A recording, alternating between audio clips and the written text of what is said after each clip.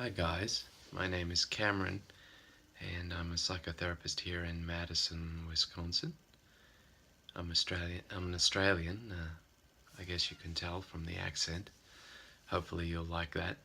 I guess they do here in this country. Anyway, I'd like to do a little bit of a talk about stress and how it affects our lives and how we can recognize it and how once recognized we can do something about it, and then I'll go into a couple of specific approaches that I can make available as a professional for you. So stress is linked as a cofactor to 95% of all diseases, and that's a lot.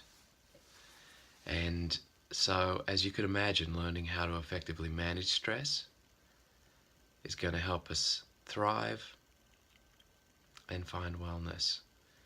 And so I guess the first thing that we think of is what are the stresses in our lives, okay? And there's four of them, four kinds of stress. There's physical stress associated with trauma, associated with substance abuse, illness, overexertion, anything physical is going to be a stress on our lives, okay? Then there's psychological stress, which is emotional, stress, anxiety, information overload, feeling out of control, also underlying past trauma or inherited family dysfunction. These are all psychological stresses that we could be experiencing in our lives. There's psychosocial stress, which is, things like relationship problems, marriage difficulties, lack of social support, isolation, things like that. And then we've got the psycho-spiritual stress, which is kind of existential, a crisis of values, the need to find meaning and purpose in our lives, feeling like we're striving joylessly for things that we don't really believe in. And so these are also, that's the fourth kind of stress, okay? And now, if it's improperly or ineffectively managed, stress usually takes a toll on our body. In layman's terms, if we're feeling stressful, we're going to get sick because stress needs to be released.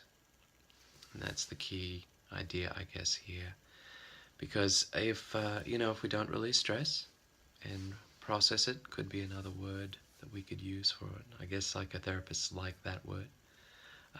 Then what's the result? What we call psychogenic illness, which is an illness created by the stress that we're not processing.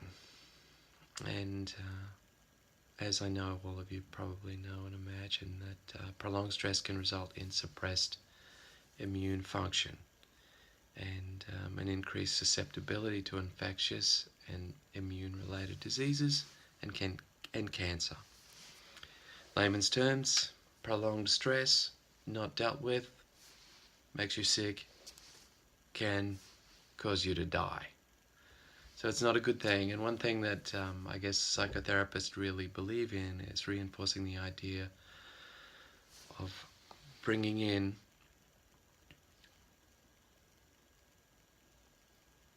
that you're the most important thing in your life and that you can't be of service to someone else or something else unless you are serving yourself and taking care of yourself.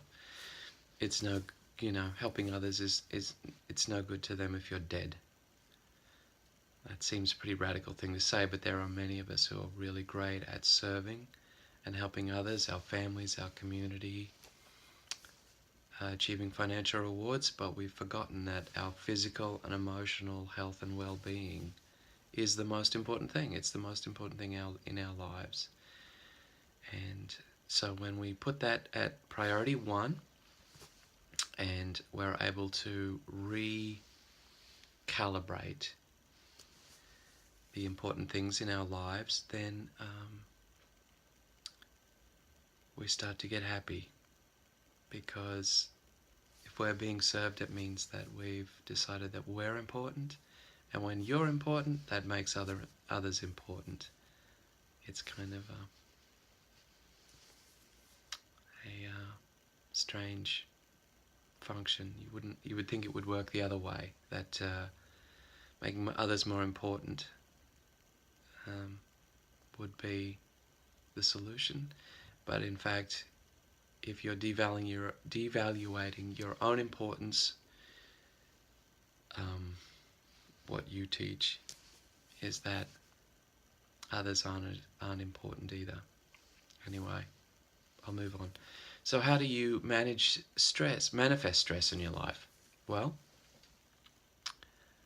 there's 5 ways. There's 5 ways that it manifests, okay? So we've got the cognitive way, which is, I'm stressed, I have anxious thoughts, I'm fearfully anticipating things, I get poor concentration, difficulty with memory. So these are the cognitive ways, so based on thoughts. Okay, stress can change our thoughts.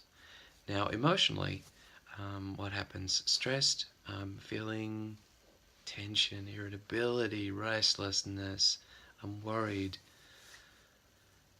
I have an inability to relax, I have depression. These are the ways that stress can impact us emotionally. Then there's the behavioral things where, okay, what do? We avoid tasks. We have sleep problems, we have difficulty in completing work assignments. We fidget, we have tremors, strained faces, clenched fists, holding it all in our body. Actually, that's physiological. And then, problems with eating behaviors, smoking behaviors, substance abuse behaviors. I think that's a really big one, isn't it? Substance abuse is a way of coping with stress for a lot of us. It's called self-medication. Moving on, then we've got the physiological. I touched on a little bit then, but before we've got tension headaches, stiff muscles. All you massage therapists know all about that. Loss of interest in sex, tiredness, weight loss or gain. These are all how they affect our bodies. And then the last one is social. So what happens when we're feeling stressed? Some of us retreat into a crowd and try to get lost in a crowd. Some of us retreat and withdraw under stress. And so socially, stress is going to cause us to alter the way we want to act. And as we all know, we're a social animal, and we need to nurture the social aspects of who we are. And if stress is causing us to alter our social relationships, then it actually causes stress in itself, because we're not getting the nourishment. And this is the case with other things too. They tend to be a self-feeding wheel where our coping mechanisms, especially things like substance abuse, actually cause the stress to increase. Some of us believe that, having a drink is going to make us feel less anxious. But actually it increases anxiety in the long run. And drinking also, people might think I have a drink to get to sleep at night because I'm feeling so stressed and anxious. Well, actually, drinking and alcohol interrupts healthy sleep cycles, so you actually get less effective sleep and less. So in the end, it's actually creating more of a problem, even though you think you're solving these issues. And this is where, where I come in, or someone like me. The therapeutic relationship is designed to focus on you, on your life, and really look at these areas and help locate the cause. And once you've got the cause and not dealing with symptoms, then you can deal with those things. And so how do we do it? Well, There are other professionals for the physical things and things like that, but what we do is cognitive and emotional. And what I can do is create a wellness plan for you, and we'll look at all the stresses in your life and really look at where the imbalances are and how we can begin to locate the causes and work on changing through a number of ways. One of them is called cognitive behavioral therapy, which is really just working on your thoughts and your belief systems and things like that. I won't go too deeply into that. We also can do mindfulness exercises. I'm sure you've heard that word, but mindfulness can be a very effective way to, deal with issues at their cause. We also have a technique called eye movement desensitization and reprocessing, EMDR for short. It's a relatively new technique in the psychotherapy canon. And what it does is basically reprocesses memories. Now, at this point, I'm going to talk a little bit about trauma and memories. So trauma is another one of these stresses that we can have running in our background. Because what happens with the human being is, if we're in a crisis or a traumatic situation, what imprints in our memory situation is the memory that happening is bad. It's it's a developmental process to teach us what's good and what's bad. And so if we have a memory that something bad has happened, then when we have that thought, or if we run into that encounter, or encounter that experience, then we remember that it's bad. Okay, so but what can happen to us as adults is that we've matured out of the need for these things to be effective in our lives, and we're running a bunch of traumatized memory programs cycling in the background, and this is what PTSD functions as. And so what we can do now is we can get involved in EMDR is one way to do it, but what we do is raise those memories back up to conscious awareness and reprogram chemically, electrically,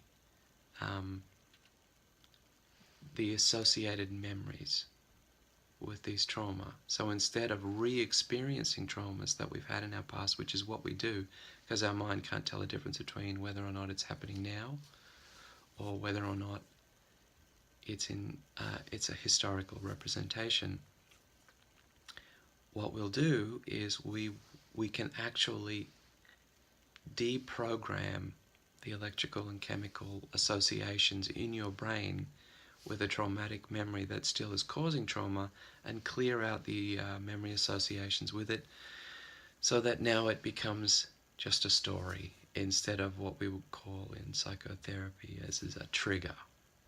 And I'm sure you've probably known what a trigger is in your life. You'll have a memory of something and all of a sudden you'll have a intense reaction, and to a very exacerbated state. That's what PTSD is. It's post-traumatic stress disorder. And notice there's the word stress in there. So that really comes under the umbrella of what we're talking about. And so we can really deal with these issues.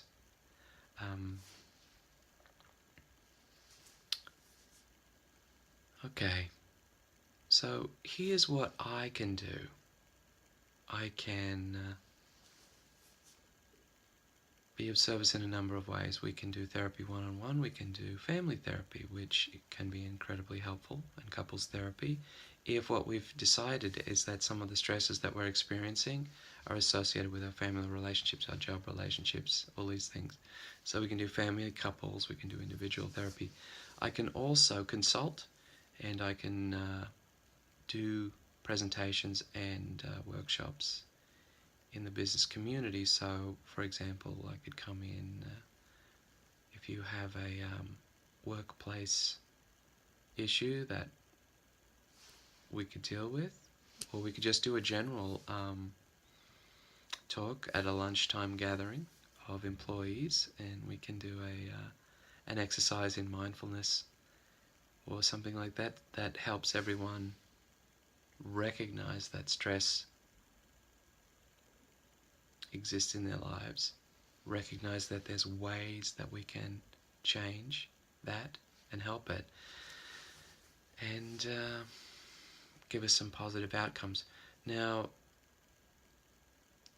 just as a side note to employers, this is actually, it seems like an indulgence maybe financially, but it actually saves you money in the long run, because the research has shown us that if we effectively engage in mental health care proactively with our clients, and if they're employers, they're saving money because they don't have unhappy workers, they don't have sick workers as a result of that psychogenic illness, and they have communicative workers who work better, they're happier, and everyone gets along.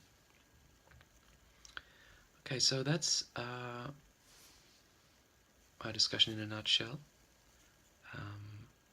If you'd like to learn more, my website is cktherapy.com, cktherapy.org, and drop me a line, and I would love to help your life become a life that's thriving.